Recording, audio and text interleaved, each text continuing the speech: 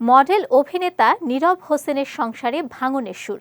2014 সালের 26 ডিসেম্বর ভালোবেসে তাসফিয়া তাহের চৌধুরী ঋদ্ধিকে বিয়ে করেছিলেন নীরব। আগামী 26 ডিসেম্বর তাদের সংসারের 11 বছর পূর্তি হতে যাচ্ছে। তবে এর আগেই সামনে এলো অশান্তির বার্তা। এক যুগ সময়ের মধ্যেই নীরব তাসফিয়ার ঘর আলো করে আসে দুই কন্যা সন্তান। চলচ্চিত্র ক্যারিয়ার, সংসার জীবন সব ঠিকঠাক থাকলেও হঠাৎই নীরবের বিরুদ্ধে পরকীয়া প্রেমের অভিযোগ এনে 27 নভেম্বর ভোররাতে পরপর দুটি স্ট্যাটাস দিয়েছেন স্ত্রী ঋদ্ধি।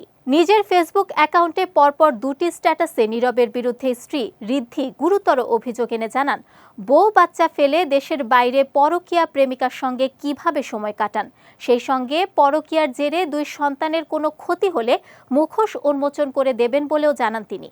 আরেকটি স্ট্যাটাসে নীরব হোসেনকে ধন্যবাদ জানিয়ে ঋদ্ধি লেখেন, মুটিয়ে যাওয়া স্ত্রী এই 11 বছরে একদিনের জন্য আপনার ভালোবাসার মানুষ ছিল না। দাঁতে দাঁত চেপে অনেক সুন্দরী নারীদের হারানোর কষ্ট নিজের বুকে চেপে দয়া দেখিয়ে দীর্ঘ সময় কাটানোর জন্য ধন্যবাদ। এদিকে নিজের ভুল বুঝতে পারেন ঋদ্ধি, সে কথা জানিয়ে আবারও ফেসবুকে একটি স্ট্যাটাস দেন তিনি।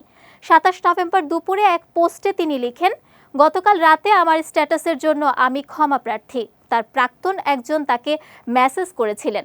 এটি একতরফা যোগাযোগ ছিল। এ যোগাযোগের জন্য নীরব কোনোভাবেই দায়ী ছিলেন না। আমি তৎক্ষণাৎ রাগের বশবর্তী হয়ে স্ট্যাটাসটি পোস্ট করেছিলাম।